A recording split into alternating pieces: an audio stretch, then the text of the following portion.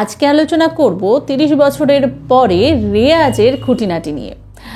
বিষয়টা শুনে হয়তো অনেকেই ভাববেন যে এর মধ্যে পার্থক্য কি আছে, রেয়াজ মানে তো একটাই জিনিস, যেটা ছোটবেলায় করছি সেটাই করব, কিন্তু না, অনেক রকমের সমস্যা হয়। এবং এই ভিডিওটা যদি আপনারা প্রথম থেকে শেষ অবধি দেখেন তাহলে আপনারা বুঝতে পারবেন, এবং প্রত্যেকটারই আমি বাস্তব সমস্যাই আপনাদের কাছে তুলে ধরবো। এবং আমাকে অনেকেই এই ধরনের, যখনই আমি ভিডিও বানাই তখনই অনেকেই একজন দুজন কমেন্ট করেন যে তুমি তো বয়স্ক নও, তুমি কি করে বোঝো। তো সত্যি এটা একটা বেশ ভালো প্রশ্ন, তাই একটা উত্তর এটার আমি মনে হয় যে ভিডিওর মাধ্যমেই দিই। হ্যাঁ, আমার বয়স হয়তো সেই জায়গায় পৌঁছয়নি এখনও, কিন্তু তবুও বিষয়টা হচ্ছে যে আমি এই ধরনের প্রচুর স্টুডেন্ট আমার রয়েছেন এই বয়সের, এবং তাদের এই সমস্যাগুলো আমি প্রতিদিন ফেস করতে দেখি। প্রচুর নতুন কোয়ারিজ থাকে, প্রচুর নতুন স্টুডেন্ট যারা নতুন প্রত্যেক মাসে আমার কাছে ক্লাস করার জন্য নাম এনরোল করেন, তাদের সমস্যাগুলো আমি এইভাবে বুঝতে পারি, জানতে পারি তাদের কাছ থেকে। এবং অবশ্যই আমি যে পদ্ধতিতে তাদের জিনিসগুলোকে সলভ করার চেষ্টা করি তাতে তারা উপকৃতও হন। তাই সুতরাং আমার বয়স যাই হোক না কেন, আমি একটু হলেও এই বিষয়ে গাইড আপনাদের আমি করতে পারবো। এবং ভিডিওটা প্রথম থেকে পুরোটা দেখুন, এর মধ্যে লজিক ছাড়া কোনো কথা নেই। আপনারা যারা আমার এই ধরনের ভিডিও দেখে থাকেন তারা এর আগেও দেখেছেন যে আমি লজিক ছাড়া কখনোই কোনো কথা বলি না। তো আশা করি আপনারা অনেক কিছুই জানতে পারবেন। তাহলে চলুন দেরি না করে শুরু করি আজকের ক্লাস।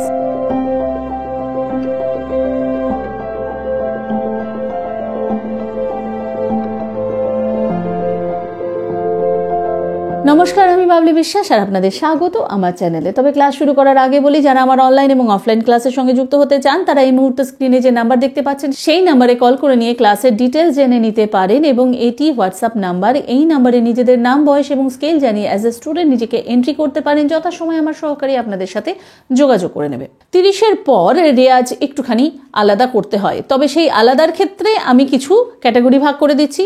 অর্থাৎ যারা দীর্ঘদিন ধরে, সেই ছোট বয়স ধরে রেয়াজ করে আসছেন এবং রেয়াজে কোনো রকম ভাটা পড়েনি, কখনো রেয়াজ বন্ধ হয়নি, আপনি দীর্ঘদিন ধরে চর্চা করে যাচ্ছেন, সমানে চর্চা করে যাচ্ছেন এবং আপনার পরিবেশ রয়েছে সঙ্গীতের, সেক্ষেত্রে এই ভিডিও আপনাদের জন্য নয়। কারণ সেক্ষেত্রে আপনি যে রেয়াজ পূর্বে করছিলেন সেই রেয়াজ এখনও করে যেতে পারেন, তাতে কিছু অসুবিধা নেই। এই ভিডিও তাদের জন্য যারা দীর্ঘদিনের একটা গ্যাপের পর আবার রেয়াজ করা শুরু করেছেন। স্কুল লাইফে হয়তো আপনি গান শিখতেন, তারপর নানা কারণে আপনার দীর্ঘ 10-12 বছর আপনার কোনো রেয়াজ করা হয়নি, তারপরে আপনি আবার 30-এর পর রেয়াজ করতে শুরু করেছেন, তাদের জন্য।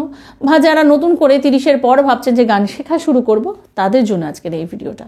তো প্রথমেই যে সমস্যা আছে সেই সাধারণত 8টি সমস্যার কথা এবং 8টি ভুল কনসেপ্টের কথা আমি আজকে তুলে ধরতে চাই, যেটি একটু মেনে চললে 30-এর পরও কিন্তু আপনি সুন্দরভাবে নিজের গলাকে তৈরি করতে পারেন, 30-এর পরও কিন্তু আপনি গান শিখতে পারেন।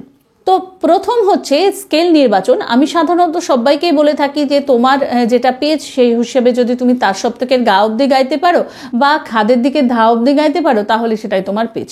কিন্তু এক্ষেত্রে একটি বিষয়, একটি কনসেপ্ট আমি বলে দিতে চাই যে 30-এর পর এখানে না তার সপ্তকের ওপর বেশি জোর দেবেন। কারণ সাধারণত 30-এর পর, সেটা ছেলে হোক বা মেয়ে হোক, বিশেষ করে গলার আওয়াজ সেটা কিন্তু একটু মোটা হয়ে যায়। তো সেক্ষেত্রে মন্দ্র সপ্তকের সমস্যা বেশিরভাগ ক্ষেত্রেই থাকে না, যেটা হয় সেটা তার সপ্তকের সমস্যা ক্ষেত্রে।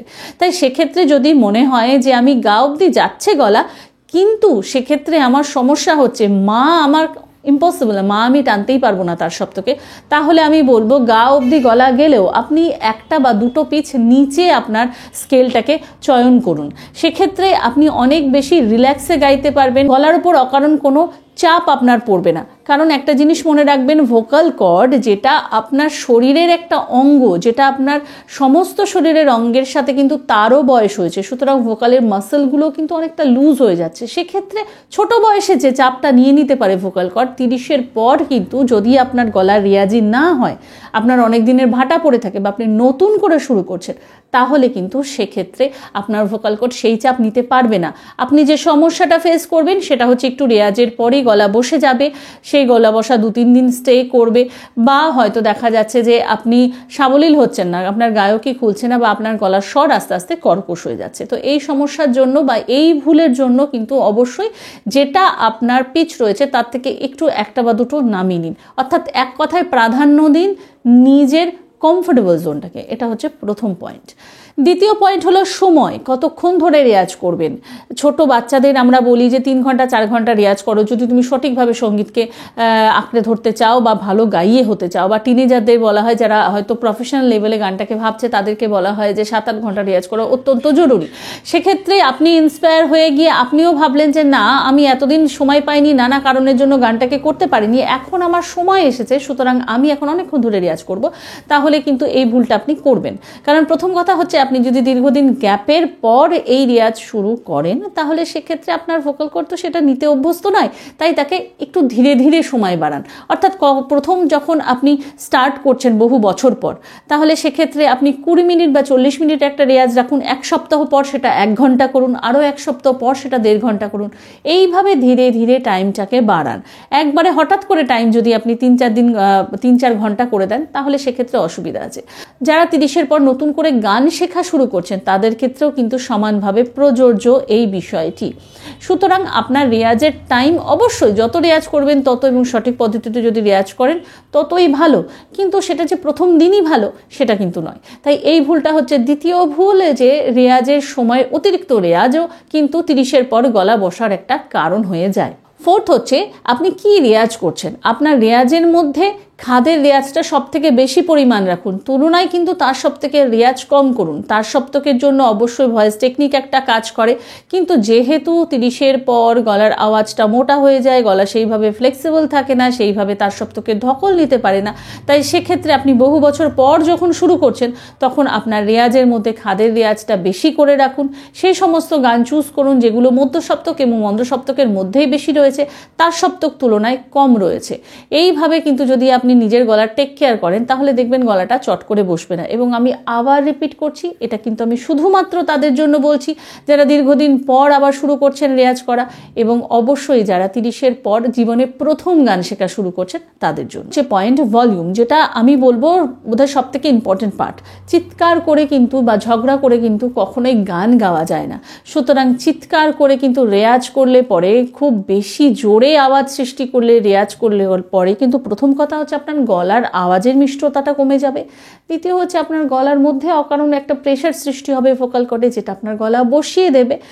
3 হচ্ছে আপনার ভাব, অর্থাৎ সঙ্গীতের যে মিষ্টতার যে ব্যাপারটা রয়েছে সেটাও কিন্তু নষ্ট করে দেয়, এবং সেটা সব ক্ষেত্রেই প্রযোজ্য। এটা শুধু আমি 30-এর পর বলবো না, এটা প্রত্যেকটি স্টুডেন্টের ক্ষেত্রে প্রযোজ্য যে কখনোই কিন্তু রেয়াজ সেই ভলিউমে করা উচিত যেটা তার কথা বলার নর্মাল ভলিউম, সেই ভলিউমে কিন্তু রেয়াজ করা উচিত। তো 30-এর পর এটা আরও আবশ্যক হয়ে যায়, কারণ ছোটোবেলায় বাচ্চারা একটু জোরে বাবা মার জন্য হয়তো গলা ছেড়ে রেয়াজ করো বা একটু জোরে করো, এতে ছোটোবেলায় হয়তো করে নেয়, কিন্তু তবুও তাদের যেহেতু বয়সটা অল্প, তাদের ভোকাল কর্ড সেই ধকলটা নিয়ে নিতে পারে। কিন্তু 30-এর পর কিন্তু সেটা নেওয়াটা একটু মুশকিল হয়ে যায়।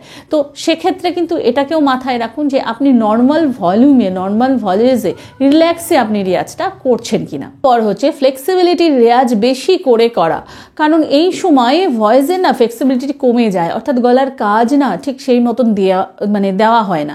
অনেকেই আপনারা আমার সাথে এই কথায় রিলেট করবেন যারা হয়তো ছোট বয়সে করতেন, তারা বলবে যে আমি ছোটবেলায় গানগুলোর কাজগুলো কত সুন্দর দিয়ে দিতে পারতাম, কিন্তু এত বছর পর এখন শুরু করছি, এখনও কিন্তু আমার গলায় সেই কাজটা আর আসছে না। তো এটা স্বাভাবিক। তো তার জন্য আপনাকে ফ্লেক্সিবিলিটি রেয়াজ খুব বেশি করে করতে হবে, মুরকির রেয়াজ খুব বেশি করে করতে হবে, এবং একটু ধৈর্য ধরে করতে হবে। এটা কিন্তু একটু সময় নেবে। ছোটবেলায় গলার কাজ যত সহজে, যত তাড়াতাড়ি আসে, একটা বয়সের পর কিন্তু সেই জিনিসটা খুব তাড়াতাড়ি আসে না। তো তার জন্য ধৈর্য এবং সময় দুটোই আপনাকে দিতে হবে, এবং রেয়াজের মধ্যে ফ্লেক্সিবিলিটি রেয়াজটাও কিন্তু আপনার রাখতে হবে। এবং এর পরের পয়েন্টটা বলবো যে লং নোট বেশি করে রেয়াজ না করা। অনেক সময় আমি এটা লক্ষ্য করেছি যে রেয়াজ যখন হয় খুব তাড়াতাড়ি রেয়াজ করেন, সেক্ষেত্রে না গলায় সুরটাও বসে না, সুরের সেন্সটাও ডেভেলপ হয় না। বিশেষ করে 30-এর পর যারা একদম নতুন করে রেয়াজ করা শুরু করছেন, যারা একদম নতুন করে ভাবছেন যে গানটা শুরু করব, তাদের আমি প্রত্যেকেই বলবো যে লং নোট অভ্যেস করুন। লং নোটের ক্ষেত্রে কিভাবে করতে হয় সেটা আমি এর আগেও বহুবার বলেছি, আমি আরও একবার বলছি যে সা রে গা মা মধ্য সপ্তকের এই পোর্শন এবং নিচে সা নি ধা, এইভাবে এক একটি স্বরকে বহুক্ষণ টেনে টেনে রেয়াজ করুন। এটা যদি আপনি সকালবেলায় করেন বা আপনি যদি বিকেলবেলায় করেন, তাহলে সা থেকে সা অবধি পুরো সপ্তক আপনি একটু টেনে টেনে রেয়াজ করুন। এবং যে কোনো ধরনের পাল্টা বা যা কিছু করছেন তার প্রথম দিকে যখন সেটা আপনি নতুন তুলছেন, তখন সেটা প্রথম দিকে লয়টাকে অনেক কম রাখুন। আপনি তাড়াতাড়ি করে ফেলে সে সুরটা না গলায় না বসে না, তো একটু বেসুরো বেসুরো হয়ে থাকে। তো আমি প্রত্যেককেই তাই বলি এই এজের পর যে অবশ্যই কিন্তু ধীরে ধীরে করুন এবং গলায় সুরটাকে বসান। এবং এটা যে শুধুই 30-এর পর সেটাও আমি বলবো না, ছোট স্টুডেন্টদের ক্ষেত্রেও এটা একটা সমস্যা, খুব তাড়াতাড়ি করে ফেলে, যার ফলে গলায় সুর বসতে চায় না, গলা ঠিক সুরেলাভাবে তৈরি হয় না। তো এটা খুব ইম্পর্টেন্ট বিষয় প্রত্যেকটা স্টুডেন্টের জন্য।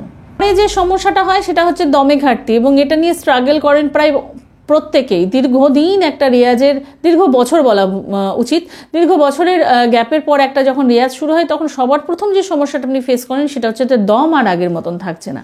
তো এটার জন্য দমের রেয়াজ আপনাকে অবশ্যই করতে হবে, যদি আপনার থাকে তাও, যদি না থাকে তাও। কারণ দমের রেয়াজ করলে আপনার সেক্ষেত্রে গানটা গাইতে সুবিধা হবে, আপনি দমের ঘাটতির বিষয়টা ফিল করবেন না। এবং অবশ্যই এটাও কিন্তু একটা সময় সাপেক্ষ ব্যাপার যে দমের রেয়াজ আজকে আপনি করলেন এবং আপনার পরবর্তীতে কালকে আপনার দমটা চলে আসলো বা দমের ঘাটতির সমস্যা মিটে গেল, এটা কিন্তু হয় না। তো এটাতেও আপনাদের কিন্তু মনোযোগ দিতে হবে। এবং শেষ পয়েন্টটা, যেটা শুধু 30-এর জন্য বলবো না, প্রত্যেকটি সঙ্গীত সাধনা যারা করছেন প্রত্যেকের জন্য জরুরি, সেটা হচ্ছে রেগুলার রেয়াজ করা।